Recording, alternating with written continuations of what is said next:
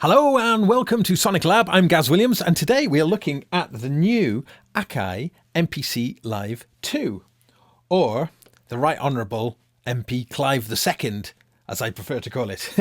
Yes, now this is the follow-up to the 2017 MPC Live, which was the first standalone MPC in nearly 10 years.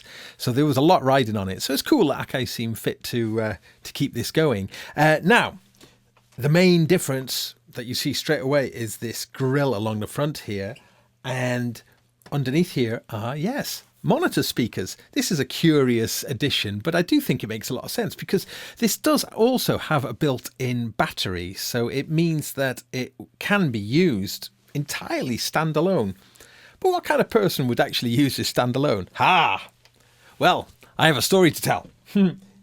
Here is DJ Lethal from House of Pain and Limp Bizkit, Major League Rockstar, and also good buddy of mine. And in January, we took his 1966 Cadillac Coupe de Ville down for a cruise down to Santa Monica. Yeah, here's the obligatory pose here with the double bass sticking out the back. But we had a bunch of kit. We had the MPC Live. We also had a battery-powered record deck, and I need a bass guitar as well. And we plugged it into the Caddy sound system. Rockin' home, boy, rockin' home. I'm rockin' home, boy, I'm rockin' home. I'm rockin' home, boy, I'm rockin' home. I'm rockin' home, boy, I'm rockin' home. Hey,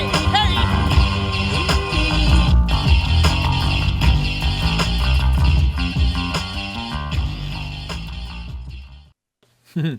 So yeah, having a standalone unit is a lot of fun. Now, these speakers, there's a good sound off them. They're certainly better than you'd expect. Built-in speakers are the sort of thing you typically find on home keyboards or more consumer things and not in professional gear. But, there's a bit of bass porting in there. There's quite a nice chunky sound of it. When it's on your lap and you're playing it or in front of you, there's enough volume for it to be very useful. They're not going to ever rival proper standalone monitors, but they're certainly good enough. Anyway, that's one of the major differences. There's something I can't really demonstrate over YouTube. You'll have to take my word for it, but they definitely sound pretty good.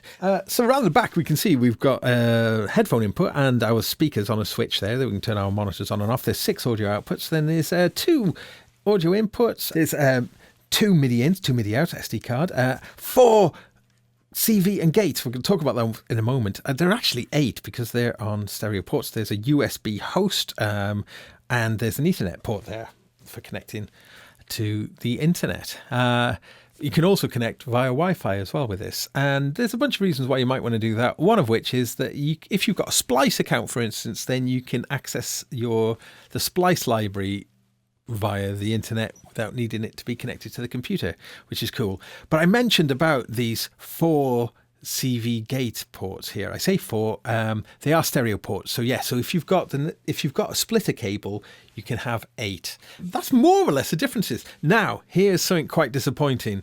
The internal CPU hasn't changed. The internal 2 gig of RAM hasn't changed. And also the 16 gig of built-in storage also hasn't changed. So pretty much everything on the inside is the same as the 2017 model. I don't know that that's too much of a problem because in the time that I've been using it, and actually if we look here on the screen, you can get this like system resources up with the CPU meter and memory and the drive. I haven't actually run out of that. The drive is pretty full from the start though, because it's got a large library pre-installed.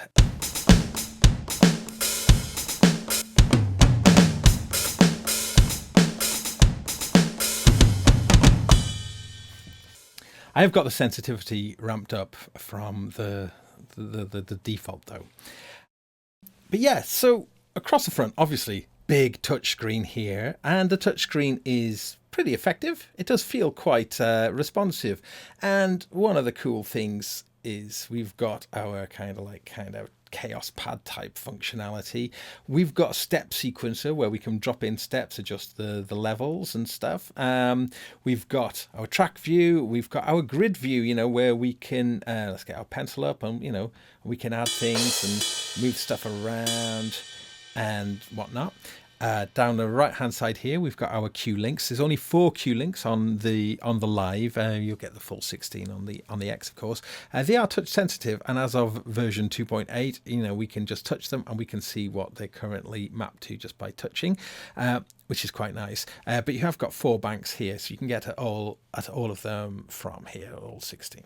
Even though the internal storage isn't that great, you can expand it in a bunch of different ways. You can actually put another hard drive inside it, and there's an SD card, as we saw, and also the USB host mode can take a USB stick or a hard drive. So plenty of ways to add additional storage. Coming back to the main screen, when we create a new track, we can choose what that track kind of consists of, and our options are we can have samples that we load into pads or presets of samples. We can have soft synths, and I'll come back to that in a moment. We can have key groups, which are a collection of pitched samples, clips, so loops, MIDI tracks, and we're going to come back to that in a moment, and also CV tracks as well. And now that is something that the previous MPC Live couldn't do. So, but in this case, I'm just going to choose a soft synth, and it comes with 3 soft synths, a bass line, electric, like electric piano, and a tube synth. And these are actually well worth exploring because they're really, really nice sounding, especially the tube synth. It's a very comprehensive synth. So if I was to pick that,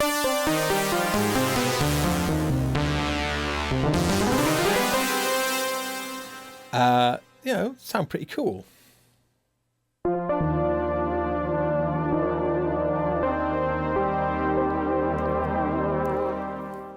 If I go into my menu and come into Program Edit, we can see we've got a very comprehensive analog modeled synthesizer, and go through the various pages. And then the Q links, as I move through here, will allow me to choose in banks of 4 what the parameter's doing. Of course, I can touch on any and use the large jog wheel here as well. Now, pretty deep synthesizer, and it does sound pretty good. There's loads of cool presets, and if we come into the preset browser, you know, typical things. Let's find an organ sound here. I like that.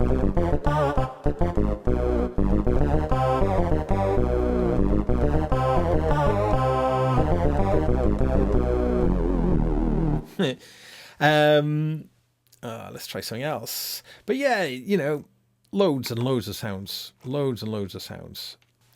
So one of the cool things about the MPC is that not only is it standalone, it does have a computer software equivalent as well. And the way that that works is kind of interesting in that you can work remotely, build up your project, then you can transfer it across to the computer software version. So if we look at the screen here, we can see the software is similar looking to what we see on the touch screen on the standalone unit. And so you won't have too much trouble navigating your way around. When you work in the MPC world, you don't really have that arranger that you'd typically find in a computer software, Cubase, Logic or whatever. So when you are building up your patterns, you are like kind of triggering patterns from pads, and you can save the sequence of changing between pads, which is all very cool. But there isn't really any way to bridge across from one pattern to another pattern. So everything is contained within each of the what they call sequences. Now, a sequence in MPC terms is you can have up to 128 MIDI tracks within a sequence, and in the standalone version, 8 tracks of audio. I think that might be unlimited on the computer, or to do with your computer's own limitations. But Yes, so 8 audio tracks and 128 MIDI tracks, and that's per sequence, and you can have 128 sequences within a project. Now, the audio tracks are kind of interesting in that they are just running concurrent for the length, whatever the sequence is set to. In this particular case here, we've got the sequence set to 2 bars. I can change that. If I double tap on things, I can get these nice full displays where I can, I've got like a numpad on there, 125 bars, for instance. Let's take that back down to 2 bars, or I can use these plus and minus, or I can use the plus and minus here, or I can use the wheel here. So lots of different ways of doing things, which is nice because then that can suit your own particular workflow. Again, all of this exactly the same as the previous version. Now, the big feature of the 2.8 software, now this software update is good for users of the MPC Live 1 and the MPC X as well, is that now that you can do this multi-MIDI mode, what that essentially means is that you can have many MIDI tracks running at the same time. So when you're running external hardware, to my right here, I've got a whole bunch of kit that's all plugged in. I'll explain what's plugged in a moment. But it means that you can have all of them running concurrently, and then you can jump between them and play. So let's actually configure this. Right, so we've got the CME X key, the Stylophone via MIDI rather than USB, the RD8, and the Dreadbox Polyend Medusa, the Strikefer, and the Rocket. And if we go into the MIDI settings, then all of the USB devices, they all came up by name. I didn't have to rename them. There is a little way of renaming anything should you wish to do that. But we can choose pretty much like Ableton Live, really. But I'm going to choose the X key as the master keyboard. So that means that no matter what mode I'm in, I can always play notes. So let's configure this, and I'll show you pretty much how we do that because it's kind of cool. I've enabled in here record arm set to be in multi. Okay, it will default to single. So if I go into my track view, I'm going to go on track 1. First of all, I'm going to make sure I've got an audio track set to monitor because I've got a submix of all of these devices coming in to the inputs here. So I'll just make sure that the monitor is set to be in. Okay, so that means I can hear whatever is plugged in here. Now let's come back to my MIDI track, and in the output here I'm going to select, well, I can have the Medusa, for instance. Let's add some more tracks. Okay, let's do Medusa, RD8. Let's find where they are. Okay, I'm going to keep these off for now. I'm going to add some more. Let's have a look. Here we go, Medusa, Rocket, nice. Oh, that's on MIDI channel 3. Ooh. That's kind of cool. I don't know where the reverb's coming from, but I like it. And then here we'll have the Strikefer. The Strikefer is on channel 8.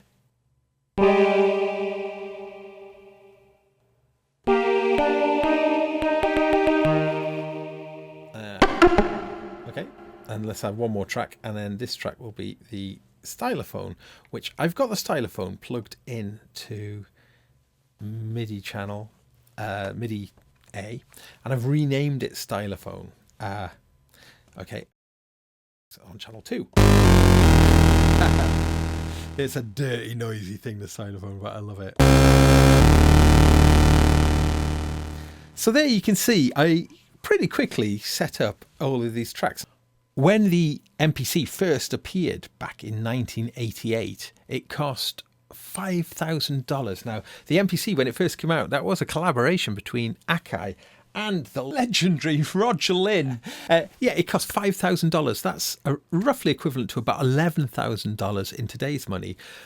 That makes the Akai MPC Live 2 at $11.99 seem a relative bargain. $11.99, €11.99, 1,039 UK pounds. So, it's not cheap, but you are getting quite a powerful standalone music device, so I think it's probably priced quite fairly. So there we have it, the Akai MPC Live 2. Now, this is a curious one in terms of recommending it. If you are the owner of the MPC Live and are thinking about this as an upgrade, well, bear in mind that the internals are exactly the same. This is only an upgrade if you want these built-in speakers and the CV and gate connectivity. As I say, a few extra buttons, but beyond that, it's the same. So it's, how important those things are to you would determine whether you would want to upgrade to this one. For new people coming into the platform, reasonable choice, I think. Certainly a lot more mobile and compact than the larger MPC X, but it's still quite a chunky, thing to take around with you. But I do like the fact that with the built-in speakers and the battery as well, that you have got a self-contained device. Well, I say self-contained, it'd be great maybe if there was a microphone input on there, because if you want to plug in guitars, basses and microphones, you're still going to need some additional kit. So it's not quite a one-stop solution, but it's close. The MPC software itself, the integration with the computer is very good. For people coming into the platform now, this could represent a very good purchase, a very good way in. And as I say, because you can connect your external gear as well, it may be just a ticket for what you're looking for.